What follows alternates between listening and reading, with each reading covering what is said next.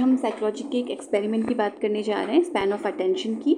तो इसमें जो हम प्रॉब्लम लेके चल रहे हैं, to measure span of attention of an individual with the help of meaningful and non meaningful words. तो यहाँ पर हम मीनिंगफुल और नॉन मीनिंगफुल वर्ड्स की स्पैन ऑफ अटेंशन की यहाँ पर बात करने जा रहे हैं कि क्या जो अवधान है, वो अवधान का जो विस्तार है वो मीनिंगफुल वर्ड्स का ज़्यादा होता है या नॉन मीनिंगफुल वर्ड्स का ज़्यादा होता है। तो इसके लिए जो हमने हाइपोथेसिस बनाई है वो ये है कि the span of attention for meaningful words is more than non meaningful words.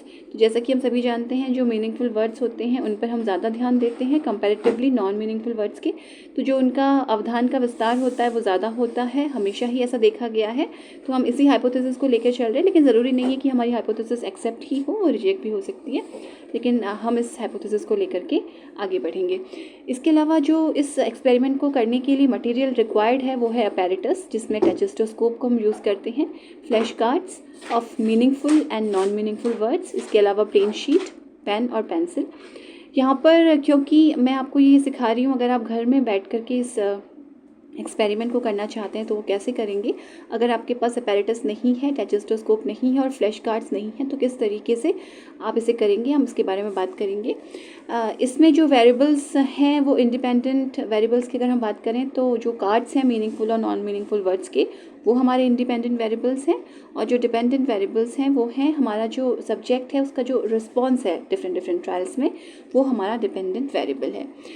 इसके अलावा जब आप इस एक्सपेरिमेंट को करेंगे तो फिर मैंने आपसे कहा कि मीनिंगफुल और नॉन मीनिंगफुल वर्ड्स को लेकर के हम काम कर रहे हैं कि किसका जो स्पैन ऑफ अटेंशन है वो ज़्यादा होता है, मीनिंगफुल वर्ड्स का या नॉन मीनिंगफुल वर्ड्स का। तो हम इसमें जो मीनिंगफुल वर्ड्स हैं उन्हें लेंगे, कम से ज़्यादा के क्रम में हम लेंगे, 15 ट्रायल्स हम इसमें करवाएंगे। इसमें हम मीनिंगफुल वर्ड्स को बोलेंगे और अपने सब्जेक्ट से कहेंगे कि वो उसे दोहराए।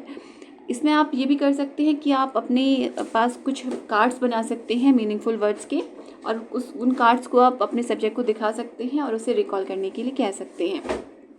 अगर आप कार्ड्स नहीं बना रहे हैं और आप नहीं दिखा रहे हैं तो आप बोल करके भी इस प्रैक्टिकल को कर सकते हैं। तो इसमें आपने कम से ज़्यादा के क्रम में जो वर्ड्स हैं उनको बनाना है, ठीक है। जैसे हमने 3 से शुरू किया है और फिर हम जैसे बैग है, टी है, किंग है, बैंक है, आर्मी है, रुपी है, तो लास्ट में हम लोग मेजॉरिटी, इलेक्शन और कमेटी तक पहुंच रहे हैं। तो इस हिसाब से अब कम से ज़्यादा के क्रम में आप अपने वर्ड्स को बनाइए और उसके बाद आप उन वर्ड्स को बोलिए, या फिर अगर आप कार्ड बना रहे हैं तो अपने सब्जेक्ट को उस कार्ड्स को दिखाइए और उसके बाद उसे वर्ड को रिपीट करने के लिए कहिए। जितना भी आपका जो सब्जेक्ट है वो सही से रिपीट करता है वर्ड्स को, तो आप रिज़ल्ट में इस तरीके से एक पूरा टेबल बना लीजिए, सही का निशान लगाते चलिए, और जहाँ पर वो गलत बोलने लग रहा है तो वहाँ पर फिर आप गलत का निशान लगा सकते हैं।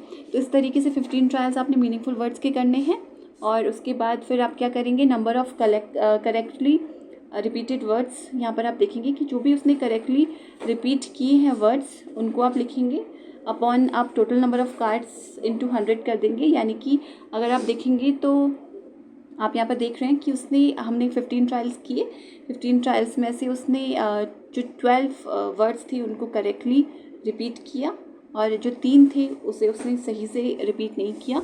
तो यहाँ पर हमारा जो number of correctly repeated words है वो हो गया 12 upon total number of cards हमारे पास 15 थे, या फिर टोटल नंबर ऑफ़ ट्रायल्स भी आप इसको कह सकते हैं कि हमने 15 ट्रायल्स करवाए थे। तो वो 12 अपॉन 15 इंटू 100 करेंगे तो हमारा 80% जो स्पैन ऑफ अटेंशन है वो मीनिंगफुल वर्ड्स का निकल के आ गया है।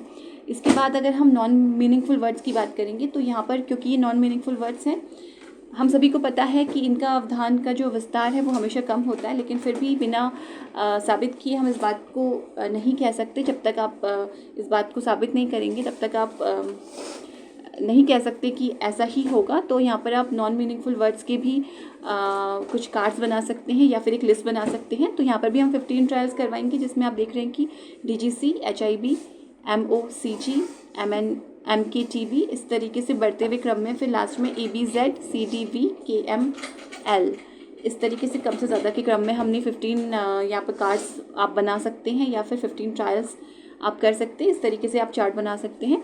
उसके बाद आप एक नॉन मीनिंगफुल वर्ड को बोलेंगे और अपने जो सब्जेक्ट है उससे, जो अपना सब्जेक्ट है उससे आप रिपीट करने के लिए कहेंगे, जिस तरीके से आपने मीनिंगफुल वर्ड्स में किया था। उसी तरीके से रिजल्ट में फिर जहाँ तक वो सही बोलता जाए सही का निशान लगाइए, जहाँ पर वो गलत बोलने लग जाए तो फिर गलत का निशान लगा दीजिए। इस तरीके से आपने 15 ट्रायल्स करवाने हैं। उसी तरीके से correctly repeated word upon total number of cards या टोटल नंबर ऑफ ट्रायल्स आप करेंगे। तो यहाँ पर 6 उसने करेक्टली रिपीट किए हैं, तो 6 upon total number of trials 15 हो गया, इंटू 100 करके आपने रिजल्ट निकाला तो 40% आपका रिजल्ट निकल के सामने आ गया। तो हमने यहाँ पे देखा कि जो मीनिंगफुल वर्ड्स थे उनका जो परसेंटेज था वो 80% निकला, जबकि नॉन मीनिंगफुल जो वर्ड्स थे उनका जो परसेंटेज था वो 40% निकल के आया। तो हम यहाँ पर कह सकते हैं कि जो अवधान का विस्तार था वो मीनिंगफुल वर्ड्स का ज़्यादा रहा कंपैरेटिवली नॉन मीनिंगफुल वर्ड्स के। तो इस तरीके से घर में आप स्पैन ऑफ अटेंशन का ये प्रैक्टिकल विदाउट टेक्स्टोस्कोप कर सकते हैं। तो आज के लिए इतना ही। Thank you so much.